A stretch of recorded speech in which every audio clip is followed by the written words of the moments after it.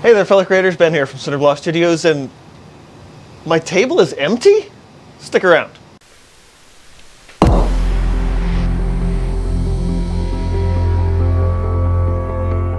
So my annual Christmas party has come and gone, and that means it's time to reset my art table from a buffet table back into my main studio production space.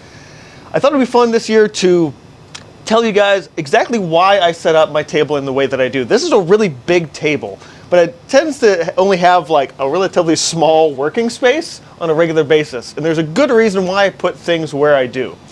So I'm going to flip the camera around, put it where I normally stand so you guys can see a wider range of things as I run around this table and place all the things back on it. So first things first, this black tablecloth is not going to cut it for studio use, also because I use it for a buffet table, so this comes off first and foremost. For those of you guys that don't know this is just a really nice plywood table that my dad helped me build when I moved in. The normal covering for this is a sheet that really needs, I really need a new one of these.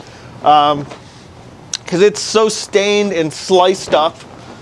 But at this point, I can't think to not keep it around, because it's almost a memory and a patina of sorts for this whole thing. So many scars from past projects. I'm even hesitant to throw it in the laundry, just because it has such a look and a feel to the whole thing.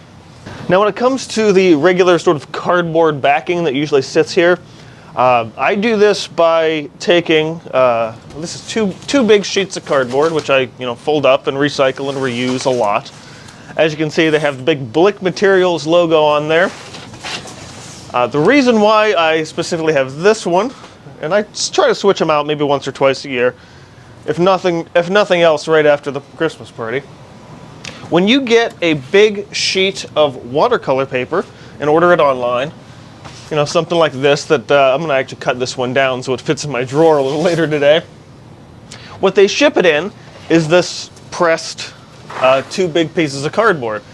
And interestingly, these two big pressed pieces of cardboard fit absolutely perfectly right on my table like so. And that's why I use them. That's how they get used.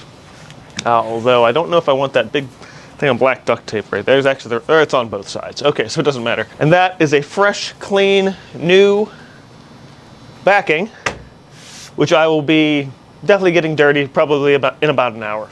I'm going to go ahead and start with the sort of back of the table first. On the far corner is a cutting mat that I got a couple of years ago and have barely touched.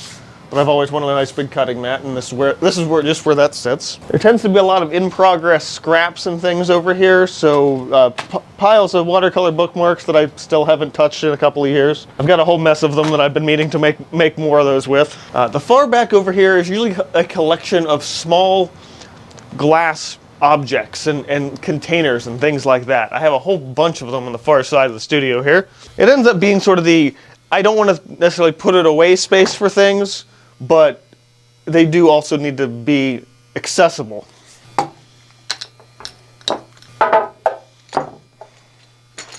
Lids, little containers, you name it, just all the miscellaneous stuff that doesn't actually have a home anywhere else.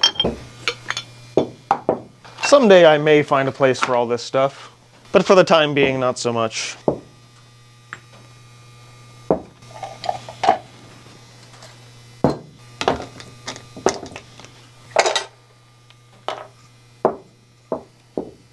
Those? Water, brush cleaner.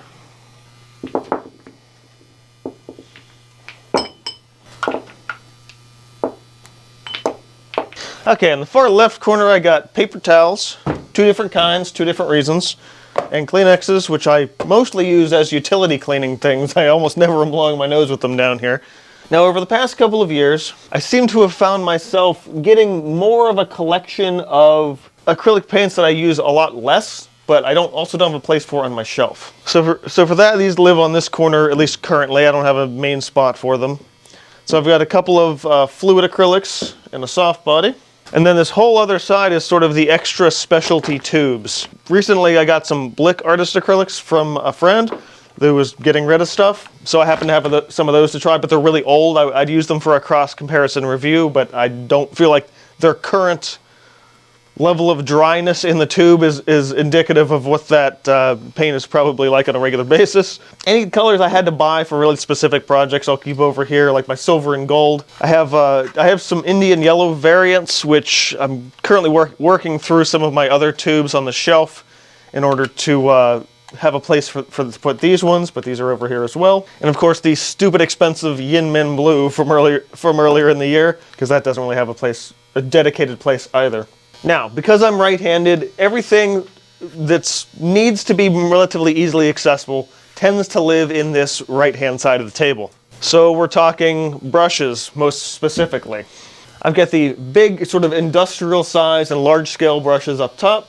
A little bit closer in, I have sort of my regular, just tall brushes, as well as the slightly, shorter handled brush as well. I'll probably tweak where these are and continue to tweak where these are for months. I'm always moving them around anyway. Smaller, fine liners and detail brushes live over here in the corner as well.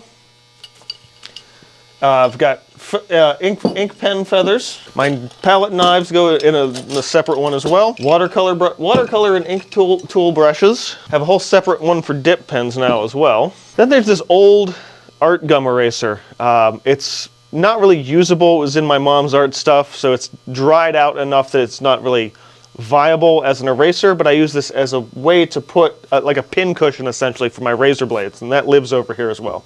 And then somewhere in here is a bottle of water and my water bucket.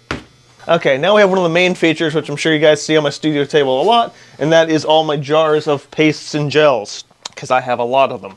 I'm actually going to go ahead and start on the right side, where I actually keep more of the extended paint colors off my white.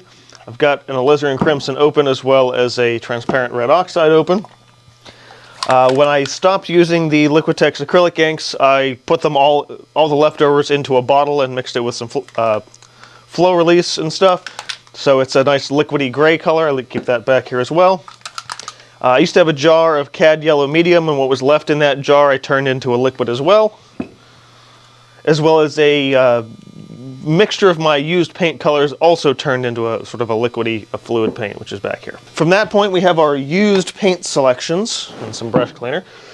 We've got used paint 1, used paint 2, used paint no white, used paint black, which has like a tiny little bit of stuff in it, and used paint white. Also, my jar of regular Mars black belongs in here too. We've got the micaceous iron oxide, which is somewhere in between a medium and a gel and a paint color, so it kind of sits right in the middle. And then we go with pastes. So I like to organize the pastes in sort of a thick to thin kind of way. So with coarse and hard, and then light and regular. And some extra things back here. These were the experimental texture pastes, which just kind of live in the back now. I have some Utrecht pumice stone medium. It's a little coarser than the fine pumice gel I have in the big bucket. That just kind of lives in the back. And then there's sort of the same thing with the gels as with the paste. So we have extra heavy gel, regular gel, soft gel, and tar gel. And now they're in the order that I like, and they're easily accessible for a quick reach. And some pouring medium that I forgot about. Now that I'm home from work on a weekend or what have you, my sketchbook goes right on the corner, perfect for projects and everything like that. Whatever new painting I'm working on takes center stage right where it belongs. So that is a relatively quick and simplified look of why I set up my table the way that I do. Oftentimes there's brushes and things sticking up in front of the camera that I forget about a lot, but it's really done this, I do this in such a way that it's not necessarily the most practical for a video, but it's definitely the most practical for me in my artistic journey, and just you need to set up your studio in a way that works for you and that lets you work effectively and easily. And that's really how I do my work. Things move around a little bit from time to time. You know, my water bucket will come a little closer. My brushes probably should be a little further up onto the cardboard here. But it's really about quick accessibility and ease of use, and when you have your own studio, you can do that. So I hope you found this little tour of my studio table interesting and enjoyable. If you did, go ahead and hit the like button. Let me know your thoughts and comments below, including what you might do different if you were setting up your studio on my table. Check me out on socials in the description box below. Subscribe for more if you're not already, and this has been from Cinder Studios, and I will see you guys next time.